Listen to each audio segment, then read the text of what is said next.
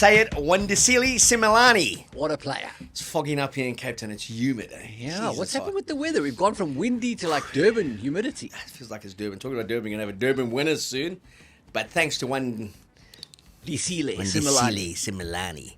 Because I said, and we concurred here as a team, that we would only announce the Steco winner of the inverter, 42,900 Rand, when the Stormers beat the Bulls at Loftus. Everyone thought we were joking. This was a competition that could go out till 2029. But today is the day we announce the winner, thanks to Simelane's fantastic try. Yuri Matia's conversion, a 1916 win. Could have been a polo match.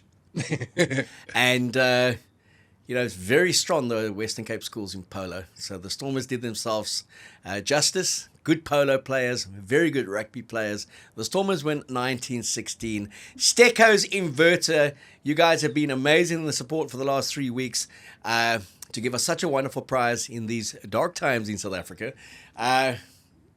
I couldn't give it to Zels. I wanted to take it to myself. Imad said he wasn't interested because he's so well paid, he's already got solar. And Jean-Dre out in Brackenfell said, if I have to take it, I will. He'll add it to his kind of holiday house. So it has gone. We went through, there were 1,160 entries, and it's just an incredible response from you guys and gals who took the time to send us your name, your email address, and to put a comment down. I wish I could give every one of you, 1,160 entrants, a prize. Zels is working on it. He may give you all $10 out of his big bank account by 2030. I was going to say, you might have to wait a bit. But you're all going to stay in the draw for bigger prizes and more prizes that you don't have to enter again. Once you've entered this one, we've already given away more than 100,000 rands worth of prizes over the last couple of months, and we're going to be giving away a lot more prizes in the next couple of months, and especially when we go into the big international season. So many test matches for the Springboks. For now, it's URC, it's Six Nations, it's Super Rugby Pacific, top 14, and let's not forget about the boys in Japan, where half our Bok team comes out of Japan League 1. But a winner, and Zels, because I never let him speak apparently, is going to... He's going to do the honors. Zels went through, he poured through it last night, was WhatsApping me in the early hours of the morning saying, what do you think of this entry? He's picked a winner, and he's going to read you the qualification and just who it is. Guys, thanks for all of the entries. We appreciate every single one of them. Thanks for taking the time to write those messages. The winner of this incredible prize is Maxine Knoll from Clare Estate, KwaZulu-Natal. A message from Maxine was, in regards to the show, because it's more than just rugby analysis, it's a front row seat to the soul of South African rugby. Keo and Zels don't just break down the game, they live it, bringing raw passion, deep insights, and the kind of no-nonsense honesty that makes you think, argue, and celebrate all at once. They capture the fire of the Springboks, the grit of the game, and the stories that mainstream media miss. Whether they're dissecting a crucial test match, calling out the hard truths, or celebrating Bok greatness, every episode feels like a conversation with the kind of rugby minds you want at your braai. In a world of generic sports talk, the Keo and Zels show is a masterclass in what makes South African rugby great, unapologetic, intelligent, and driven by pure passion. I've never seen anybody use ChatGPT so effectively in my life. That's incredible. What a message. I don't think you can insult the That's a lovely winner. message, mate. No, Beautiful message. Once again, you've shown how callous you are. The more I read it, That's incredible That's writing. like giving someone a prize and then telling them they have no talent. Yeah, okay? That was a lovely message. No, come on, Zels. This is fogging the up first again, time, mate. First time I've given you the mic to actually do the announcement. Oh, that's like being You're the so sensitive. That's like being the post-match interviewer and then telling the person you're the man of the match. But let's be honest, You dropped the ball You three dropped the ball. I times. don't know how you got it, but here you go. So, would you like to just? No, I'd like to say what a fantastic message. Thank you, Maxine. We really appreciate it. And you obviously are in the media game because you can write incredibly well. Thank you. And I just want to say, many of you commented on Zels' guns, but that actually was something that counted against you. Yeah. Because Zels obviously doesn't like to parade them, and you can see he hasn't been to gym for the week. So, someone who did go to gym in the last week, and certainly my specs are fogging up again. Come on, Foggy. It's very humid here. I feel like I'm in Durban. Durban winners. Big day in Durban this weekend. There we the go. URC Shield final gets decided. It's a sign. It's a sign, eh? Stormers to win it when the Lions take it, but we'll get to that later. Stormers 1916, Evan Roos. We've been asking for the best part of a season for Evan Roos to go out and play like we know Evan Riss can play, like he dominated the schoolboy leagues, the junior ranks, and that first season of URC, when he came on the scene, came back from Durban, a lot of Durban. People say we don't like the Sharks. We love the Sharks. We love the Sharks, okay? Because they're going to give us the league. They're going to give us the shield on Saturday. Who's us? Stormers, obviously, man. Jeez, obviously. It's because you were born in Durban, mate. Doesn't qualify you. Well, you grew up in Durban. But that's why you know there's humidity. Mate, you're struggling. You're drowning, mate. Huh? Can't drown in Cape Town, not in this humidity. Evan Riss, he was absolutely outstanding. He didn't drown. His performance, player of the match, was just brilliant. I have had him in my Bok Watch 23. I've got Cammy Honeycomb to start if he comes back and plays by July. Jake's nurturing him at the moment for that groin injury. But Evan Riss, he needed a big match, and he gave it to Dobbo, he gave it to Rassie Erasmus. Yeah. What I loved about his performance was the composure. There was no hot-headedness. From that opening kickoff, Willie Leroux realized he was in a game against mates from the Western Cape, where he went to school at Paul Riss. Yep. It was Origin weekend, and he felt it. He knew he was playing boys' eye, and and it took a bit of a beating during that game. But Evan Riss, I thought he was outstanding. Was he your player of the match, or were there others that you felt were contenders? I think Evan was definitely in the mix. He was very good and stood up and performed like we've kind of, like you say, we've been hoping for him to deliver those weekly. I think consistency is the thing he's going to need to focus on now, but hell of a performance. And certainly sort of filled the gap that I suppose a guy like Cam Honeycomb would have had top billing in that game, come out as the main ball carrier. So great. For me, I think a player that didn't get enough recognition in that game was Salman Murat. For me, that was his most convincing performance. He was in your Bok Watch team. And I thought he stood out. I actually saw him put his body on the line multiple times in that game, got stuck in off the ball. And I thought it was one of his more impressive performances. So I don't know if he was man in the match, but Moon certainly gets a double thumbs up from me. Well, one of the guys who watched the show, Luke, mailed me, what's the obsession with Salman Murat? Please educate me. Tell me what you guys are seeing or what the coaches are seeing that we don't see. I did get back to him after I came back from a hike up the mountain, backwards. and he was very happy that I got back to him. Very happy. And I said to him, I spoke to Dobbo. Dobbo said he would give me the stats from the game. I'll be mailing him those stats a little bit later in the week, just to show him what the coaches look for and why they do rate him. And he was just outstanding. I also believe it was his best game of the season, probably one of the best he's played for the Stormers. So. The leadership he showed. He went off for an HIA, and I thought, oh, no. Here we go. Please, not again, because he's had some serious issues with concussions and that. Came back on and just played like an enforcer, but played with a calm and composure. And I think the thing that stood out for me with that game, and look, there were disruptions on both sides. They didn't know if they were going to play the game by 5:30. Sure.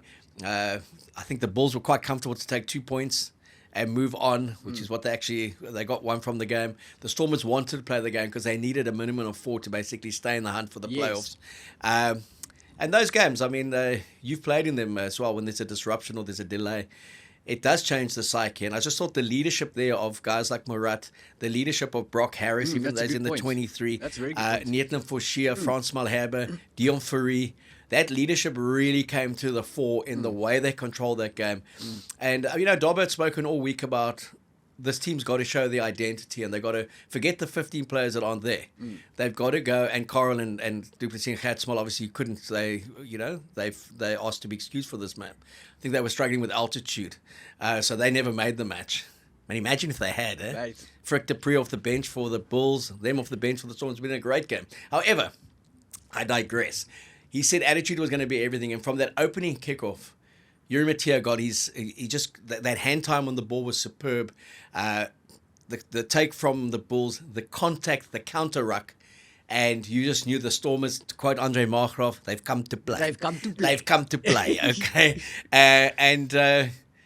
When the Bulls eventually started to scrum, he said the Wilco's come to play as well. But, but I just thought it was that aggression, that controlled aggression. And speaking to Dobbo afterwards, I haven't spoken to Jake. I don't think anyone can find him at the moment. But behind the 8 ball, That's 8 defeats in 10, Jakey, against Dobbo.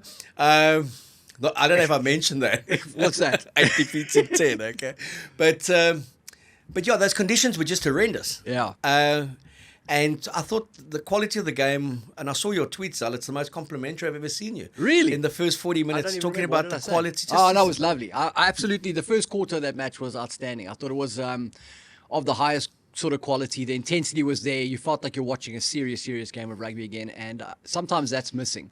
Sometimes it almost feels like the guys are going through the motions. But in this one, it was absolutely fantastic. No holes barred, toe-to-toe slugfest. It was great. And we had some incredible matchups, and it was tailor-made for a scrum, basically. Well, not really because of the conditions, but that it's going to be a tight and intense game. But then the Stormers line, I think they lost 1 out of 12, which was just an outstanding effort in those conditions. They troubled the Bulls lineup, but then obviously that Bulls scrum, Will Cologne, Steenekamp, and then Jan Hendrik, that giant coming on as well. I mean, just power, and I always just say any lucid who survives Wilco, credit to him on a Monday if he can still eat breakfast. Totally. Still cut his bacon and eggs. Incredible. But Newton Fouchier stood up. And then Brocky Harris, 40 years old, 429 games he's played. He's played on average 22 games a season since his debut 20 years ago. And if he had started playing at birth, he would have averaged 10 games a year. You actually did the maths on that. If he had a slice of an orange at halftime in every game, how many oranges would he have eaten? Plenty. A lot. But I thought Steenekamp has really come on. What a player. He is power. Oh, you look at the depth that's there in terms of our front rows, and you see what's also playing for the Lions and the Sharks. We're going to get to them in a bit. And get to the Lions' win against the Sharks, which stunned me. I think it stunned you as well. Big time. But just going back to that, it was a game the Stormers just had to win. And, it was a hell of a hard task. Yeah. They were 8 from 11 going into, 8 from 11 going into the game, the Bulls. Yep. Stormers were 4 from 11 going into the game. Again, close defeats. They had played 5 of the conference games against South African teams. They had won 2, and the other 3 they had lost. They got a losing bonus point along the way.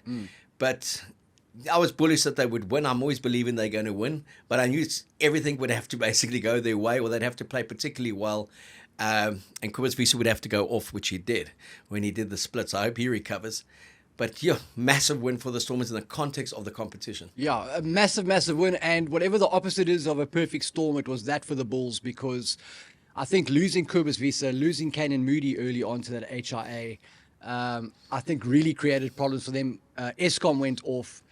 And I think a combination of those things, and probably, I don't think the Bulls were very clever in the way that they tried to replace Cam Hanekom, Ulrich Lowe, and Rowan Okia, because obviously those are 3 very good players.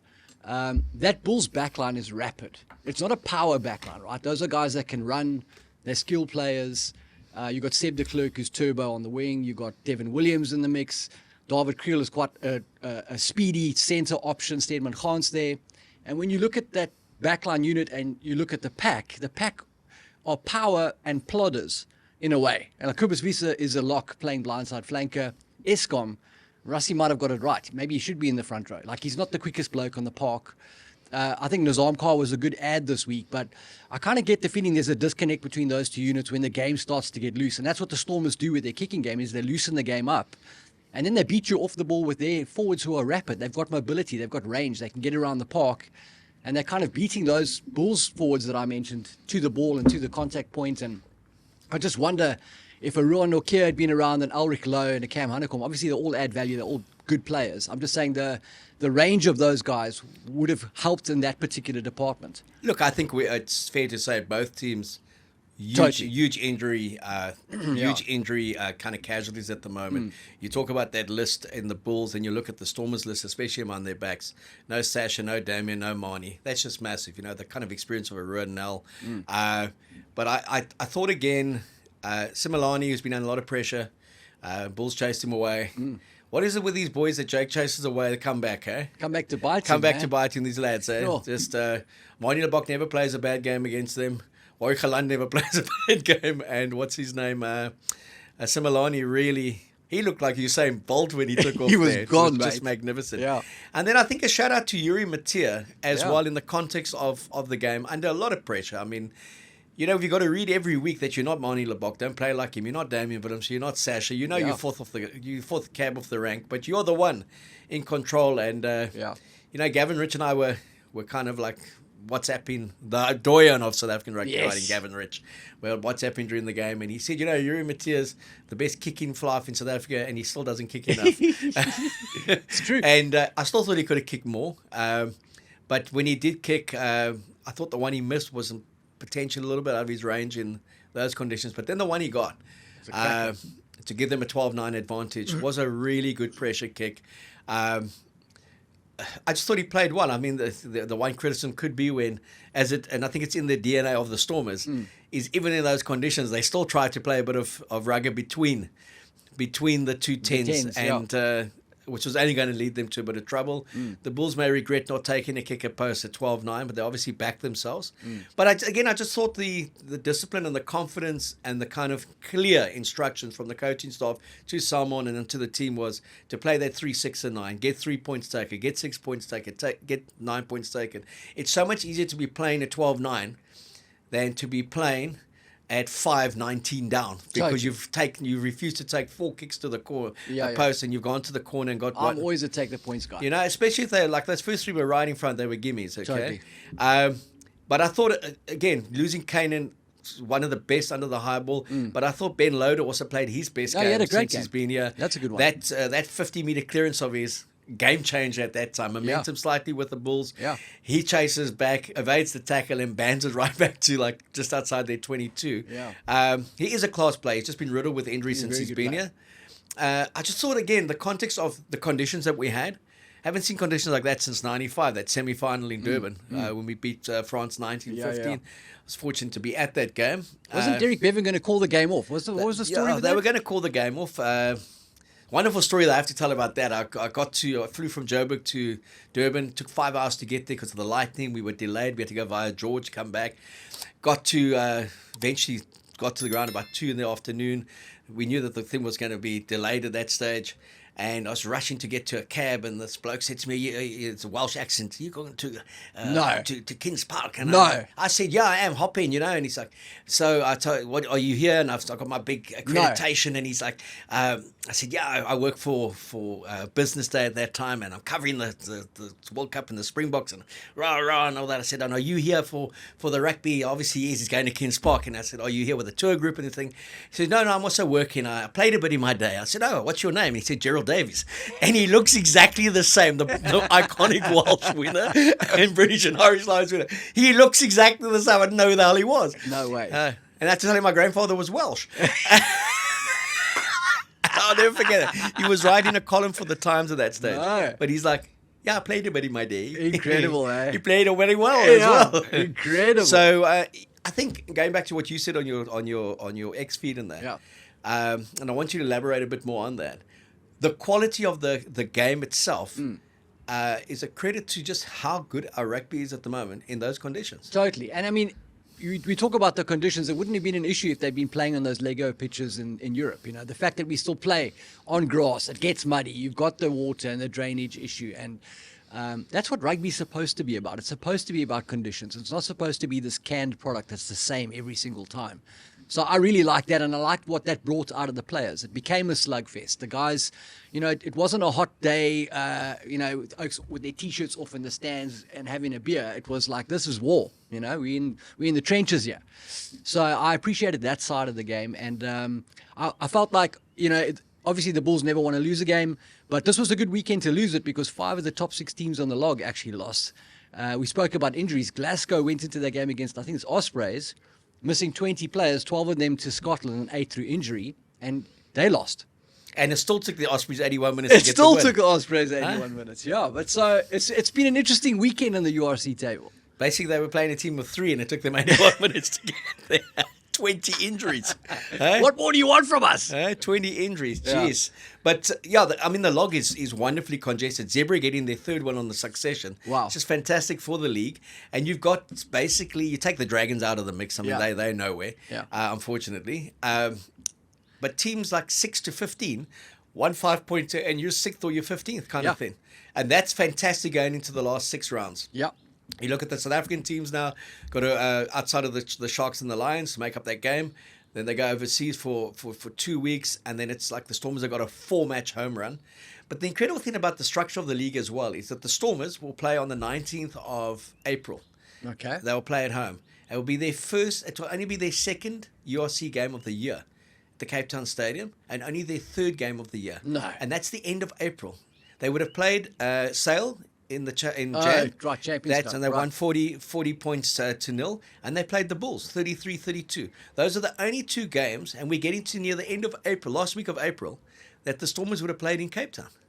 And then they get 4 in the bounce, and then hopefully into the playoffs and that. So that is one thing that it's so hard, and it's not just for the Stormers. The Bulls have the same, I think, January to March and that. It's so hard to build momentum with your home crowd and... That's a geography thing, right? Because of the Six Nations, the calendar, and all Exactly, and that's where you got to say, wow, Yeah. that they nearly packed out Cape Town Stadium for the Zels Sharks game. I think it was 40,000 plus. Sold out for the Bulls game. Sold out for the Sharks game at the end of December. To get that kind of crowd just shows the love that there is for this team, and a team that was not well positioned on the table. It's not like they were 8 from 9. To sell out, I mean, I just keep on saying it's a credit to what's been built over the last 3 years, through Dobber, through the Salman Marats of the world, the Dion Faris of the world, Yeah. the Marnie Lebox, the Damien Willemses, the Warwick Khalani when they took a year off in Paris, came back to really appreciate it. What they've built, the France Malhabas, and then the Kitsy, who's now retired. Something special happened in that first year they won the URC, and they went through to that second year. We thought something special is happening at the Bulls when they got to the final. I thought this was the year that they're going to kick on. And you say they're 8 from 12 now. They're out of the Champions Cup. They're in the Challenge Cup. Give me something on the Bulls. Mate, let me tell you, I've got two words for you. Handré Pollard is on his way back to Loftus Versfeld, mate. And I think that's going to be a massive fill-up for them because Pollard and Willie Leroux, obviously massively experienced players, know how to control the game, basically coaches at this point in their careers. And I think that might tilt the balance potentially. Obviously, it all comes down to the heavies, the guys that do the hard work up front. You need to be powerful there. But if those 2 players get a platform, they can do real damage. And obviously the high fault factor and all that sort of stuff. So the Bulls are not performing at the level we want. They're still leading the South African charge on the overall table, even if it's not in the South African Shield. And they're our flag bearers at the moment. And you've got to think they will bounce back. But there is a concern about the lack of consistency, how they seem to just be sort of up and down and can't put it together for extended periods. So we'll see. And then losing, obviously, the final to Glasgow last year. Incredible semi-final win against Leinster. Jeez, that semi-final was gold. Losing to Northampton in a game they should have really rolled them by 20 points. Smashed by the Sharks, the youthful Sharks, in a game that they dominated and they were 15 players to 12 up. And then always second best, I felt, even though it went out to the wire and then second best against the Stormers. It's that favourites tag, though. I mean, every one of those games that you say that they lost, they were clear favourites to win. And they beat Leinster. They didn't beat Leinster, they basically destroyed Leinster. You know what I'm saying? There's something mentally, I think, that's needs to switch there. Okay, if you look at the 23 that you chose, your Bok Watch kind of side that you would like to see play Italy. I see Rassi's covered by saying he may play a test before that first test against Italy. Damn you! Players that you felt kind of reinforced why you'd like to see them there, or players that David you felt... Phillips had a cracking weekend, mate. He didn't put a foot wrong. He can never put a foot wrong, Yeah. mate. He's rehab his game very well, apparently. Okay, good. From the 4 games, we're gonna get into the Lions' incredible win against the Sharks, 38-0 up on 78 minutes. Wow, I mean, just couldn't believe that score. Yeah. And then 2 late tries made it 38-14.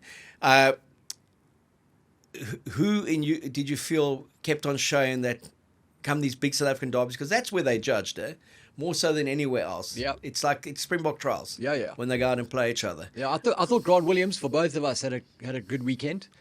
Even though the results didn't go the way that he would have wanted, I thought he played well. Sia Khaleesi was in the mix, obviously, again. Kane and Moody, unfortunately, went off. That wasn't a problem for your team.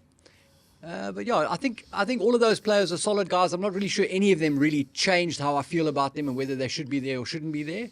I wouldn't say I changed my team looking ahead. You might have to, because Kobus Wiese looks like he's going to be out for a bit. I think he'll be back soon. Is it? Yeah, Okay. before the World Cup. He's a good player, that He's guy. a very good player, mate. I think we'd love to see him and his brother on the charge. Jeez. Yeah, that could be messy. How many cards can you get in a game? Well, I don't know. How many kind of like ribs can you break? Yeah, You see, the you're injury such a rib. pessimist. I'm thinking of the damage they're going to do. Yeah. You're thinking of the cards they're going to get. Those guys don't get cards anymore, man. Yeah, that's true. That's true. Very disciplined. Looking at the Lions, it's your favourite team. Ever since I told you not to wear the jersey anymore, they've started to win. Correct. Great win against the Stormers in the context of the season. Disappointing the week later. Consistency there, then. Big time. Going to Loftus and being 3 tries to 0 down after 20 minutes, fighting back and then kind of losing it. But none of that against the Sharks. And I had kind of fears early in the second half that that's just the kind of performance where they go 24-0 up and you look again, it's 24-22 and you go into the last 10 minutes. And that just didn't happen. They butchered a few tries as well, white line fever. But to be 38-0 up against that Sharks side Incredible. is an incredible... It's like when the Stormers beat Sale 40-0. Don't underestimate just what a power performance that was. No, it's a proper performance. And 38-0 up, 2 nice tries at the end 2 minutes ago when the Lions were down by a card. But just fantastic result for the Lions. Massive. I mean, the test is going to be, can they back it up again this week in Durban? And obviously that's a huge challenge. But massive performance from the Lions. What they did to the Sharks, there was a demolition. Plum came out afterwards, said the Sharks weren't switched on. That was pretty obvious. Yeah, but I don't get that. I saw he said that they wanted it more than us. You're a professional rugby player. You play for that jersey. You play for your salary. You go out there. You have to want it every single game. Totally. You have to want it. They were especially playing, in an SA derby, mate. Like, to say they didn't want it, it's like, Yeah. Jesus, what happened? Because half those guys didn't play as well against us. Several of them didn't play against the Bulls. So now you really want to make a statement. You want to show, like, listen here, I want back into this side. And to say that they just didn't want it was, to me, just not good enough as a... Yeah. It's like, maybe they just got beaten up. And they, it's like the big man beating up the small man, strangling him. And they say, look at the little guy, he doesn't want to live. Maybe he can't because that guy's strangling him and he weighs like 140 kilograms. And I think just credit to the Lions there. Absolutely. They dominated every facet, especially in that opening half. Yep. And they were lethal on the transitions. And they scored some great tries. Beautiful and they did that tries. without their man Horn at the back. And Henko van Wyk. their 2 best backline players were ruled out because of injury. Manny Russ, the forgotten Paul Boys High schoolboy hero, came out and played player of the match. Evan Russ, player of the match in Pretoria. It was a great weekend. If you talk Origin weekend, it was a great weekend for Paul Boys High. Yeah. For Shawnee Rasmus. All those Yeah. boys come out of his stable at Paul Boys. So... And then Cameron Unnacombe got the one down here, player of the match when they edged the Stormers 33-32. Sharks hadn't practiced playing in school socks. Yeah, I don't know why they don't do that. It's Origin Week, man. It's like in New Zealand. They all did the Huckers. It's Culture Week. I think it's great. I think you should have your I like school that. put next to everything. It's nice to know where they come from. Yeah. It gives any schoolboy an inspirational kind of view to know, like, you get some of the schools that may have only had 2 provincial players in their Totally. history, and you see it on the telly on a Saturday or Sunday or Friday, and you Yeah. think, I can make it as well. Yeah. I like to know where the Oaks came from. Also, it tells you who's kind of been imported and who's from that local region. Yeah. But yeah, the Lions, I mean, it's consistency. We keep on speaking about Cash, saying that this is a year they could break into the top 4. And you just think of games that they've dropped that they shouldn't have. And when you look back at the end, is it going to come back and bite them?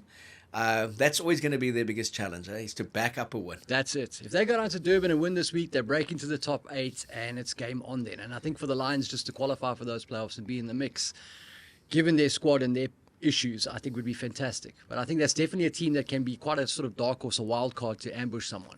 But here in Cape Town, obviously, the Stormers, are rooting for the Lions. Go Lions! To go to Durban. Are you though? I mean, because the Stormers, do the Stormers really want the Lions who are 9th to win? I mean, as much as the Stormers want to win the SA Shield, do they want the 9th place Lions to win this week? Wouldn't it be better if the Sharks won? I've never thought of that, but we want the silverware, mate. We want the that what it's shield. about? We want the shield, mate. We want to do the bus tour. Oh, my goodness. We want the Curry Cup in the guise of strength versus strength. The SA Conference. We want it all. We want it all.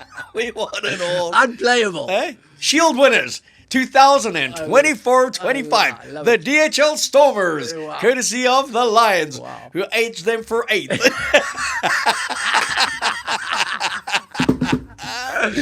Yes, we want the shield.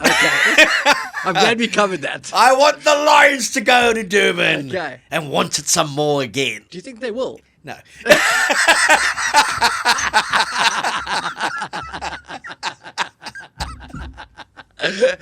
Glorious. Do you think they will? Mate, I do not. But then, like the one Herc on Twitter said, listen, just let me know what your picks are so I can bet the other way.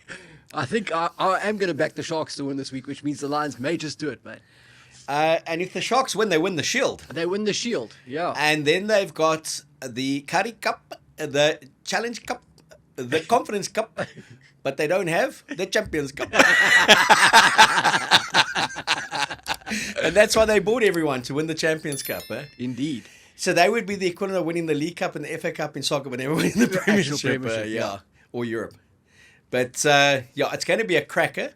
I just fear that, and this is the mentality of a team like the Lions, if they come out straight and said, we smashed them here and we'll smash them in Durban. Totally. You're thinking, their first thing is, whoa, they're going to bounce back. This is going to be hard. Exactly. You don't go back and knock the Sharks over. Exactly. I think they've already lost. conceded it mentally. Totally. You know, and Totally. there's no, like the Sharks mentality when they went to Loftus, minus 11 players, was like, we've come to win. They came to play. They wanted it that day, Plummy. And they did it. And they did it in great style. Lots of fanfare. But their mentality was right. We edged you in Durban, and we're going to beat you at Loftus. Yeah. The Stormers did go up to Pretoria this last weekend with a belief. Taken from that 33-32 defeat, which could have been a 34-33, and that they could actually win that game. They felt they were a better team, despite all the disruptions. And that belief showed through during the game. The Lions, I just wonder, do they have that belief when they go on the road? I'm not sure. And I think your point is valid. Like, if you are coaching an underdog team like the Lions, I mean, look, we're not in his shoes, so it's quite, it's easy for us to say he's got to walk the walk. But I just wonder whether there isn't a gap for exactly that kind of bravado to jumpstart this team. You can't tell these guys that they are potential world beaters. They're not underdogs. And then play cards like, the Sharks are going to bounce back. We need to be ready. We know backlash is coming. Maybe you should just go out there and be like, hey, listen, we've done it once. We'll do it again. We'll sweep the Sharks and watch out. We're coming for everybody. Yeah, I mean, I'm amazed with this rhetoric that always gets sprouted like, oh, they will never be this bad the second week. They'll bounce back. They're a good side. They're playing at home. You're basically telling your player, geez, you got to really do well to win this game. Instead of saying, you panel beated him this week and let's go do it again next weekend. It's the same field. Totally. Totally. The 4 lines are the same. Why can't you do it? Yeah. But all of a sudden, it's like, oh, you don't beat them in Durban. Yeah. You can't beat them in Joburg, no issue. They beat them 3 times in a row now. And you're not taking the Curry Cup, though. No, I'm not taking the Curry Cup into account. We've seen you scrumming in the World Cup. Wonderful story there, but I've sold that many times, but I'll tell it again. Tell it again, mate. For anybody who's tuning in now. Yeah, for the first time ever. This is another story brought to you on the Rerun channel.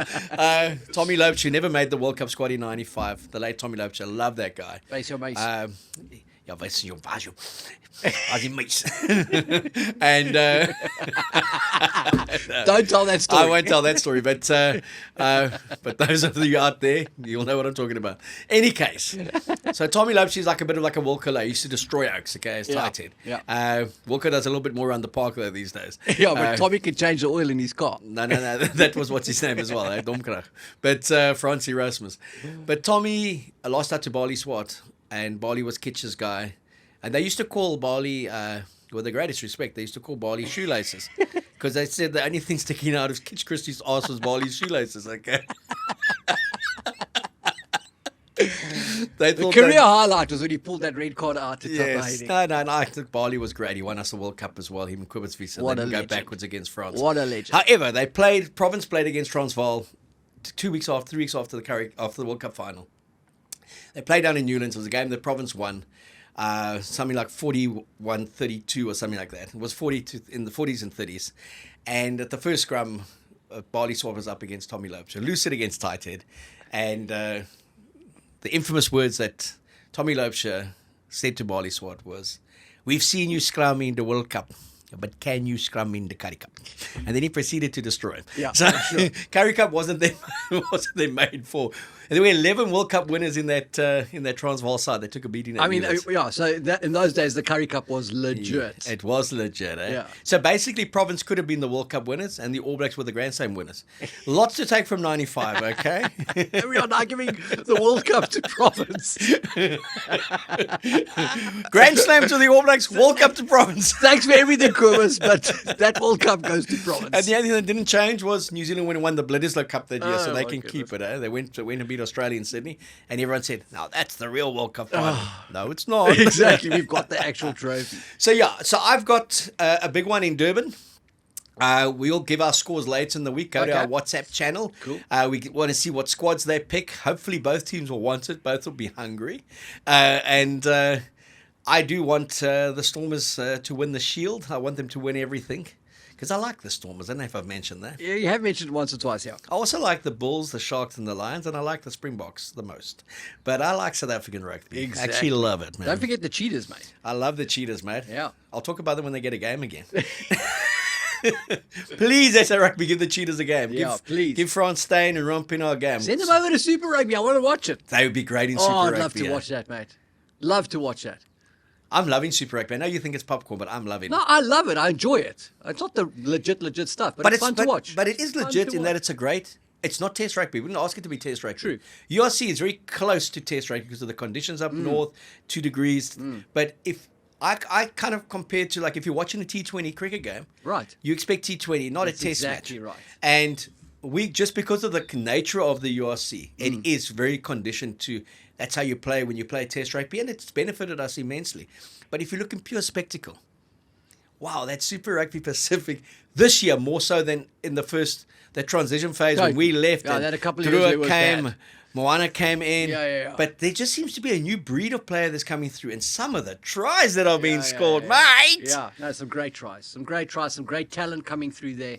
I'd love to see Jandre Rudolph from the Cheetahs get off the plane in Fiji, mate, for a game against Pacifica. Against the Drua. Drua, sorry. That'd be amazing. I'd love to see any team go down to Christchurch now because you may have a chance. Exactly. Beat That the is true. Crusaders. But there's been some incredibly tight games there, high-scoring games. Big time. But tight games.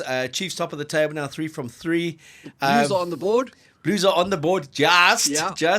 Bowden Barrett played every position except fly-off against his old team, the Hurricanes. Yeah. Artie Severe, great try for the Samoans. I think he's up against the Hurricanes this week. Yeah, that'll be a good one for him, eh?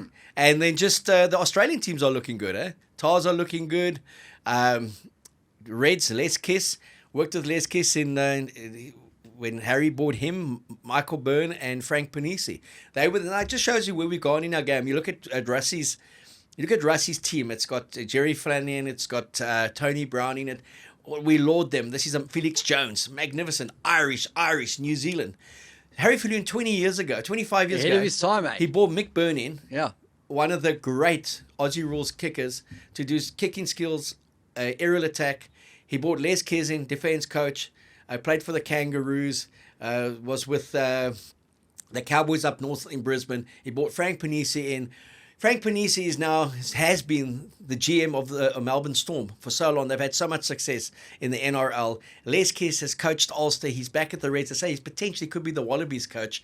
And Mick Byrne, 8 years with the All Blacks, a couple of years with the Wallabies, head coach of Fiji now, having gone through the Drua. Those guys were in our mix in 2001. Wow. And the South African public was so anti them. And Tim Lane came over. He was the Wallaby assistant coach. Basically, eventually chased away as well. Yeah. So we were so ahead of our time in terms of who we wanted to bring in. And now it's an accepted thing. So great to see all of those guys doing it. Great to see Les Kiss still do it. Great bloke. And there's something brewing with the Aussies as much as with the Kiwis. And I'm glad that it's Agreed. happening Yeah, just me too. before the British and Irish Lions Yes, tour. mate. I'd love to see them pump the Lions. That'd be glorious. That's not going to happen, mate. But at least it's going to be competitive. Oh, mate, come on. Pump the Lions. I'd love to see them pump their mate. Come Every game by 20 points. Right?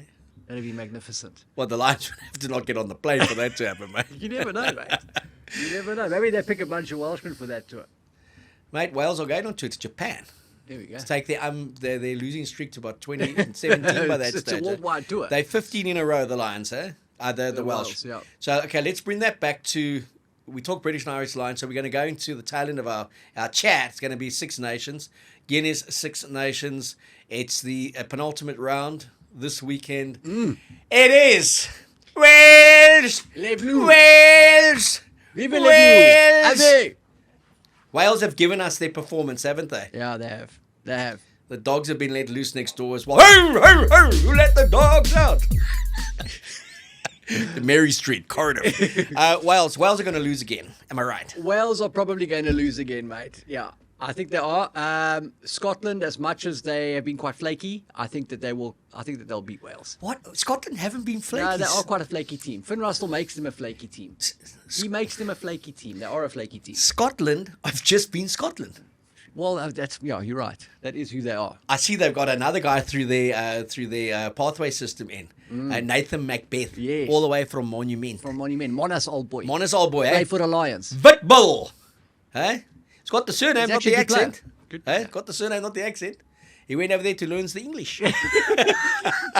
He's been part of Franco Smith's Glasgow. Yeah, he's and blah, very blah, good. blah. He's a good player. He's a good player. Takes the South African contingent up again. Soon we'll be into double figures the way things are going there. I've got Scotland to win, but we'll talk about that in our little WhatsApp channel just by the margins. For those of you who are betting, remember, whatever we say, bet against it. 100%. Okay, that's how we make you That's money. guaranteed. Then obviously England.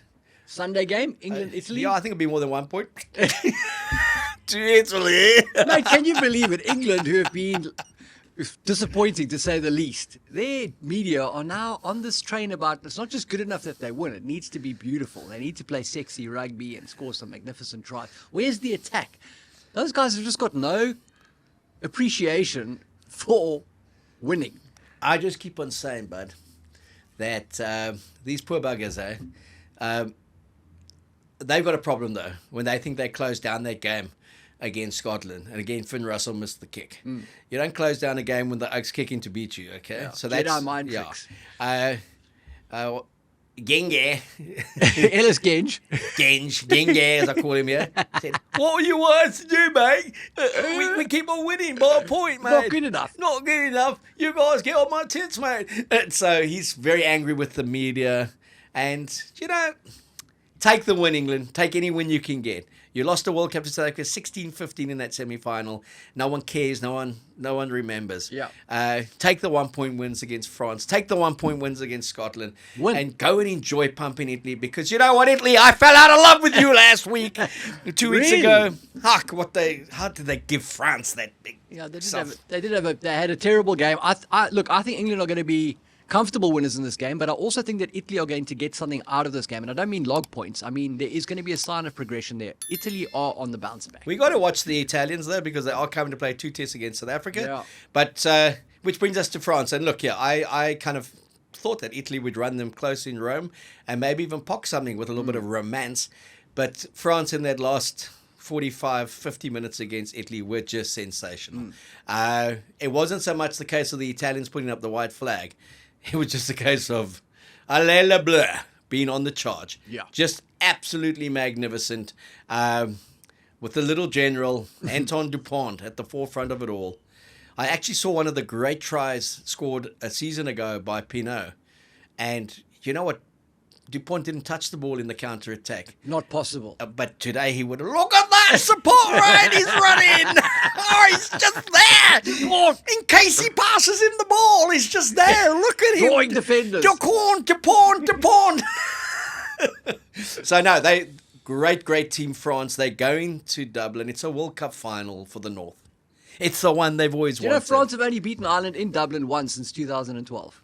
And it's not going to happen again, but you'll get that from me on Thursday. But it's the great game. It's the World Cup final. Every time they play, the North said it's the 2023 World Cup final the world wanted. But the world didn't The world didn't want it, mate. They wanted New Zealand, South Africa, and they got it. With all the dramas. Exactly. And they got the result they wanted. South Africa 12, New Zealand 11. Correct, mate. Game over. And did we complain that we won by a point? No. Did we say it was ugly? Did we say we want to see something more beautiful? That's why we keep winning, mate. Huh? Because our mentality is about Did we winning. say we want to see something more beautiful? No, mate. There is nothing more beautiful There's than winning. nothing more beautiful than our tight head smashing that loose head. Exactly. Then our loose head basically getting right under the tight head. Yeah. And then our 10 just doing that, sticking down that tee and banning it over from 50. What more do you want, mate? Come on. That's the game. That is the game. That's the game. The word try meant you get a shot at goal. That's where the game came from. You dot the ball down, that means you get a shot at goal. You don't get points for that. Yeah. You just get a shot at goal. That's what the game is about, kicking points. That's where it came from. So our mentality has won us 4 World Cups out of 8. We weren't there for the first 2. We thought we'd give New Zealand a head start. Give them a chance, and they mate. stuffed up the second one. What 1 from 2, Oh. okay. Gave the Aussies that first one. 9 out of 10 World Cups have been won by the Southern Hemisphere. Oh. England went there with their best team they've had in their history. They had lost like 2 games in 3 years, and they needed a 100th minute wrong-footed Johnny Wilkinson drop goal. Johnny Sexton never did it. Johnny Wilkinson drop goal to win that against Australia. Can you An believe Australian side that early in the year had taken 50 points against the All Blacks, 23 in Sydney. They turned that around in the semi-final. They beat the All Blacks. But Southern Hemisphere rugby rules. That Northern Hemisphere team, that England 2003 World Cup winning team, that was a team that deserved lots of respect, I think. I think they were a really good team. As much as Clive Woodward irritates me, that was a proper team. I can't think of many Northern Hemisphere teams. There were some that were very good and very effective, but I'm not sure how many of them I can say I really respected. That Martin Johnson, Neil Back, Richard Hill, like that was a proper test team. They had a team that could 7, 8 of them could make a World 15. They had an incredible pack led by Martin Johnson. Yeah. They had gone to Australia in Melbourne and beaten the Wallabies. They beat the All Blacks with 13 on 15. Scrumming down. Carter Spencer missed 5 kicks that day, which helped. But they won. They won that game, 15-13. They were also down 2, 6 scrumming on 8 near the end of that game. Fantastic win. They took that into the World Cup as well. But they had a 10 in Johnny Wilkinson, one of the best to ever play the game. They had a great pack. They were just a quality team. Yeah. And the one thing that Woodward did have was an arrogance that said, I'm going to do it my way. He didn't bow to the media. He is now the media, but he didn't bow to the media. So England needs more of that grunt. Totally. They need to trust certain players a bit more. Yep. And to me, Ireland, in the bigger picture World Cups, France always going to be the nearly men. England are always going to be thereabouts. Even their worst England teams. 2007, they made it through to the final. Right. 2019, they made it through to the final. One of the great wins against the All Blacks, 19-7. All Blacks were lucky to get 7 that day. So they came up against us. And World Cup semi-final, very few gave them a chance against us. And they were leading with a few minutes to play. There you go. So England, always for me, is the one team in the North that I always feel can consistently challenge the Southern Hemisphere. Ireland, France, they're going to do it on occasion. They're never going to have the consistency. But what are you expecting in that Dublin Test match? Mate, I've told you already, mate. France are winning the Six Nations. I think France pitch up in a big way and put a proper shellacking on Ireland. Maybe their biggest win in Dublin of the pro era. And it resets the debate around who is the top team in Europe. That's my call. Okay, and what are the permutations? If they beat Ireland by 15 or more, then Ireland drops to 4th in Mate, the world. it gets ugly on the world rankings. The nice thing, though, is for once, Ireland, regardless of the result, can't overtake the Boxers being number 1 in the world. Because then we'd have to listen for another 2 weeks. We are the number 1 team in the world. We haven't won the World Cup, but we're the number 1 team in the world. So Yes, you would. we stay the number 1 team in the world. We stay the world champions. They can't take that away from us. It's been now, we're into what year? I forget, mate. We've been the world champions for so long. We're into year 6, mate. I think it was a teenager when they first So won. we're into year 6, eh? Imagine saying, okay, New Zealand knows how to say, we're the world champions for 8 years. Yeah. But, well, actually 11. Because they went 8 and then into their 4th year. So on year 12, they lost it, didn't they? No, it was 8 years because they won it in that 20, year. yeah. Yeah, I'm just checking your maths, No, mate. you got it. You got it. No, I haven't, mate. Stuff that one up. Okay, we're going to wrap it up with Japan League 1. Never is a show complete without us looking at the Saffers abroad, and great to see the South African centres.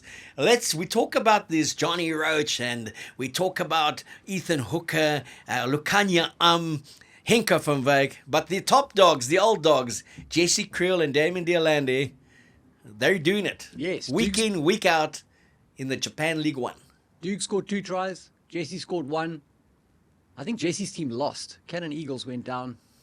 But, men amongst boys there. Power. Those 2 guys, just unstoppable. Faf made a tackle. There we go. Reminded us he can Breaking still news. play. But great to see. And one thing about the likes of Kriel and Damien, they just know how to pace themselves for the season, eh? They start peaking close to the international season, are sensational for the best part of 4 or 5 months for the Springboks. And people forget what happened in February, what happened in March, what happened in April. And that's the key, I think, to being an experienced player. I mean, Evan has got it down to a T. Mate, what a genius. He's going to come back in. Evan's going to come back just for the playoffs. He'll be available for Georgia. Just for the playoffs, have a cracking game or two, Yeah. be right back in to lead the box. And I say that's what we want. Yeah, We want him there for the Springboks. We want him to go to the World Totally. Cup to add to his 132 test Yes, caps. please. But it's been a wonderful last weekend of rugby because the Stormers won and the Lions won. Stormers will be a winners again this weekend in Durban when the Lions do it. I'll tell you about how much on Thursday once I've seen the team sheets. Japan League One, a lot of Saffers. Cheslin there, Kirtley always doing well. Kwagga, Franco Mostert, good to know that he's playing. Malcolm Marks, let's not forget him, best hooker in the world with Dan Sheehan, I think, at the moment. Yes, Those two that's up very there. cool. Great combo. They're very similar players I like as well. those two guys. And guys, to Stecco again, thanks once again for that wonderful prize, 42,900 Rand inverter with all the solar goodies. Installation, you got to do yourself. Would you like to remind us who won that? Maxine Knoll, And where does she from? Clear Estate in KwaZulu-Natal. And did you think that she wrote a beautiful message? I thought that she wrote a superb message to us. Just 1,000 absolutely beautiful. From the heart, original copy. It was beautiful. 1,160 of you entered the competition. We now have your email addresses. We'll be contacting you. If you start getting sales calls, We'll be contacting you every day to say, what do you think of the show? But thanks for, and that was mainly South African based. So Yeah. thanks for that. Thanks for the support as always. We love you guys. Enjoy Six Nations. Enjoy the URC game. There's going to be a little bit of a break from URC next weekend. It's just going to be Six Nations. We may just be on the WhatsApp channel. We'll decide how we feel after this weekend's games. But keep on tuning in. We love you much from a humid, hot Cape Town. Remember, Cape Town, home of the South African Conference/Shield winners.